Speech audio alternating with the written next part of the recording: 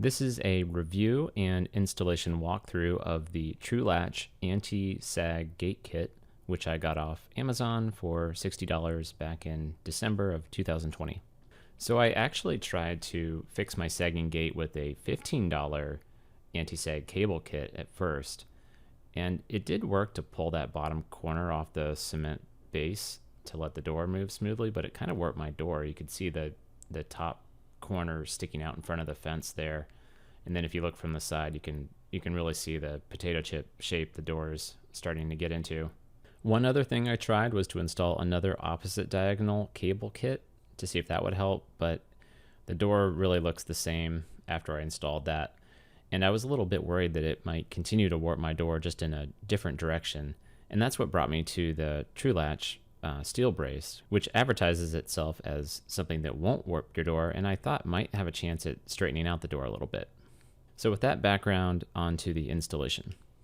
The kit I got was the telescoping version, so it comes with a main piece with a threaded rod welded to the top and 2 nuts, an extension piece that fits into that, and 7 lag bolts, including 2 that are metal self-tapping screws that you use to set the length, and then a L bracket for the top and a center bracket that wraps over the brace, securing it to the center of the gate.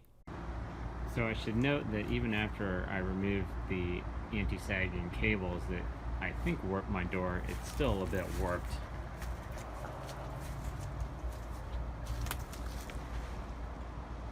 Without the cables, it really drags again.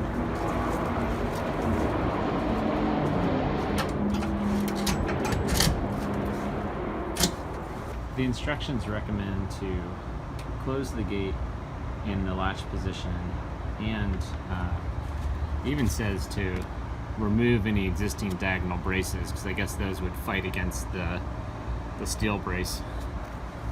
Okay, the first step is to put this L bracket on the end of your threaded rod. And they recommend installing it this far out on the threaded rod so that you have lots of room to tighten and remove sag from your fence over time. The next step is to set the length of your brace, and to do that you put the extension in. They recommend having the holes on the extension be on the same face as the holes on the main part of the brace. So put that in there.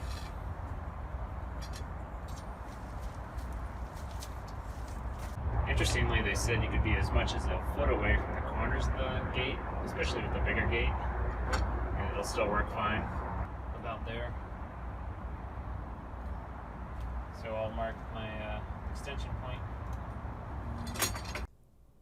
Okay, the next step is to set the length by installing the self-tapping metal screws. I didn't have a socket drill bit, so I failed miserably to try to do this with my regular wrench to start the screws, and then I realized after giving up there that I could hold the screw directly in my drill and use it as a kind of drill bit to start the holes. This is probably a bad idea, but it worked for me. And then I tightened them down with the wrench. The instructions do say to be careful about stripping the metal, tightening it too much. If you do that, you'll have to make new holes, otherwise the screws will fall out. So yeah, at this point, it's the length is secured. So the kit comes with 5 lag screws. The 2.5-inch ones are for the bottom, where it has to go through the thickness of this tubing, and then the shorter screws are for the center bracket and also the L bracket at the top. Just for reference, the short bolts look like they're 1.25 inches, just exactly the size of a 2x4. So when they go through either the L brace or the center bracket, they won't stick out the other side of a 2x4. So you're supposed to install the end with the threads up at the hinge side, and the end without the threads down at the latch side. And then it recommends putting in like 1 screw on the L bracket up top first, and then this bottom one, and then finally the center. I'm gonna mark and pre-drill my holes just to prevent any splitting of the wood. So after marking the top 2 holes, I'm going to pre-drill with a 5/32 inch bit, and then put one of the lag bolts up on the top L bracket. Pre-drill another hole for the bottom, put one lag bolt down there, and put the second bolts on the top and the bottom. Then I'm finally ready for the center bracket. And it's interesting, you can see that 1/2 inch gap between my gate and the brace, showing how warped it is until I tighten this down. And then the last step is to take the sag out of the gate just by tightening that top nut. You're supposed to tighten it until the latch lines up perfectly and the bottom doesn't drag. The very last step is just to tighten up that bottom nut against the bottom of the L bracket to lock everything in. So overall, it looks like the brace did not take the warp out of my gate. In fact, you can kind of see here that it's bending the brace towards the warp gate rather than the other way around. And it's also still sticking out at the top and the bottom.